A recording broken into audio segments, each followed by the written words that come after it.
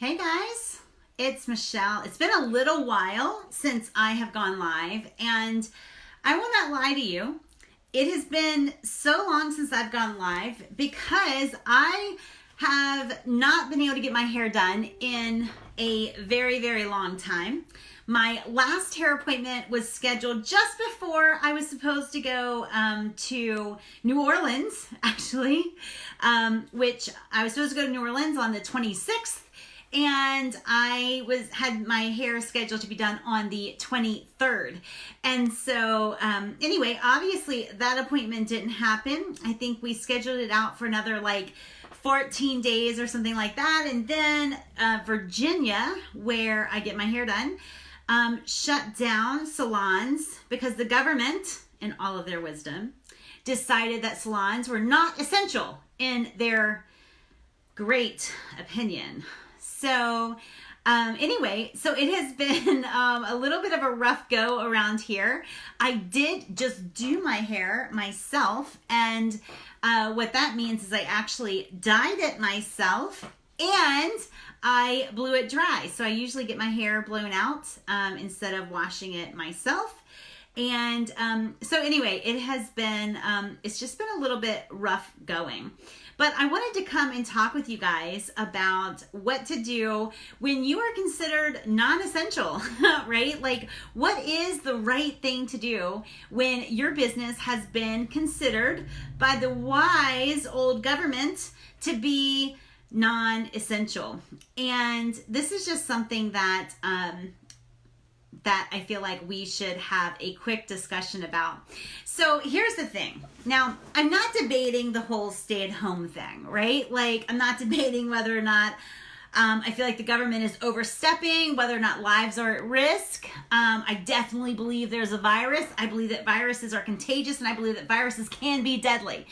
And I believe that this virus is in the United States and across the world, right? I'm not debating any of that. I'm not debating whether staying at home slows the spread. I assume it does because it's a contagious virus. I'm not debating any of that.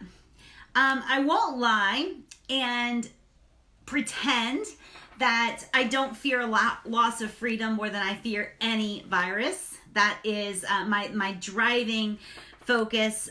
What the driving goal in my life is definitely freedom. So when I see a government that is, starting to tell us what to do and where to go and what's essential and not, there's a little bit of my soul that is like cringing and worrisome, much more than I would be concerned about a virus. But I'm not debating any of that. Like, definitely stay home if you follow the law as a general rule of thumb. I actually don't. I do stay home. That's how I live, right? I just don't follow the law just because it's a law. Stay home if you're at risk. Stay home if you're afraid of the virus. Like, I'm not debating any of that.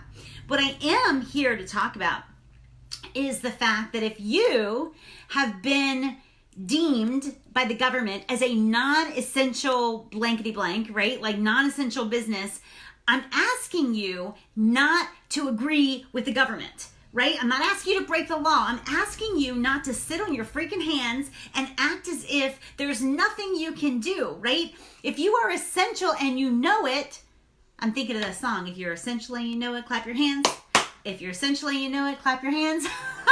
So anyway, but listen, if you're essential and you know it, by God, act like you are an essential business and you know it. Not suggesting break the law. I am suggesting that you innovate, because if you've been in business for any amount of time, you've got people who depend on you. You have people who depend on you to show up for them, right? I want to think for a second about what the government has bestowed upon us as their version of essential and non-essential, right? Like home remodels, essential, ironically, right? Haircut and color, non-essential. Real estate purchases and sales, essential. Nails, non-essential. Pharmacies, essential. Therapeutic massage, non-essential. Auto supply stores, essential. Mattress stores, non-essential. Beer and wine store, essential. Dentist, non-essential, right? So the thing is like the government is now they're literally saying I will determine what is essential in my state or in my country. And a lot of people that I know have been deemed non-essential by the government. But even if you've been shut down and you're not inclined to break the law, right? If you've been shut down, you're a law-abiding citizen, this does not mean, and it does not require you to sit on your hands and shrug your shoulders when the people who depend on you are having to go without. This is a very awful business strategy, right? I want you people who have been considered non-essential by your wise governor, I want you to consider how you can innovate to still serve the people who, by the way, depend on you. Look, I know it's just hair. I know it's just nails. I know it's just massage or whatever, right? But like, people depend on you. And so it's important that you innovate so that you can continue to serve the people whose trust you have earned over whatever time, right? So like title companies are now having what they're calling drive-through closings, right? Where they come out to your car, they close your loan, and you go on. Hair people, this is really great. I was kind of complaining about my hair not being done, and people said, listen, my stylist actually left professional grade product on her porch or left it on my porch and then walked me through how to do my own roots via Zoom or, you know, some FaceTime or something. That's innovation. That doesn't leave your people like, what the heck are we going to do, right? There's like this new movement, hashtag support your stylist. Stylist, hashtag support your people, right? Support your people. Don't shrug and let them go without. Figure out a way to innovate.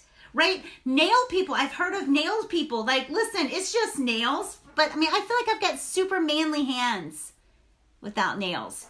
So like, it's just nails. But by God, there are nail people who are doing DIY manicure kits. Some of these nail people are even mailing manicure kits from like Amazon to their clients' houses and scheduling like a virtual salon party so you can still get the services. Massage therapists. I know that, you know, if you're following the law, you can't come to my house and give me a massage, but what about doing like a couples massage tutorial or letting me pay you to walk me through like a head, neck and shoulder massage for my husband? Like, these are things that you can do to innovate. So if you are essential, and you know you're essential, do not agree with the governor who has said you're non-essential.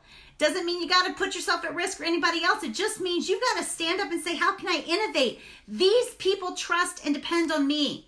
How can I innovate to continue to serve them during this time, right? The reason that small businesses are the backbone of our economy is because we are agile, we're nimble, right? We can change and ebb and flow and we can shift to meet demands. But if you have been deemed non-essential, if you've been shut down by your governor and you just agree with them and you just sit there and just let your people go without because, you know, the government shut me down, guys, it is not the time for that. It is not the time for that, because as American people, as American women, like, we're not just going to be like, oh, well, you know, I'll get my roots done in 8 weeks, or I will, you know, just go with these manly hands. No, we're going to figure out things to do. That's who we are, right? So consider how you can innovate regardless of what the government has said that you can do or not do. Follow their laws if you want, right? but don't just sit there. Do something virtually. Figure out a way to keep serving your people. I appreciate you guys joining me live. I appreciate you guys watching the replay. And if you have any questions about your business or how you can navigate this time to thrive, to actually gain more market share, let alone not lose market share, then definitely reach out to me, m.me/Women Who Wow. If you are a seriously driven woman entrepreneur, but you are not a part of Women Who Wow, then definitely message me about that. We got to remedy it. We got to fix it. You got to come join the tribe of your sisters who are out there creating wild success on their own terms. We want you to join us, and I will be back now that I got my hair done, right? I'll be back several times this week just to serve you guys, and I'll talk to you soon. Bye, guys.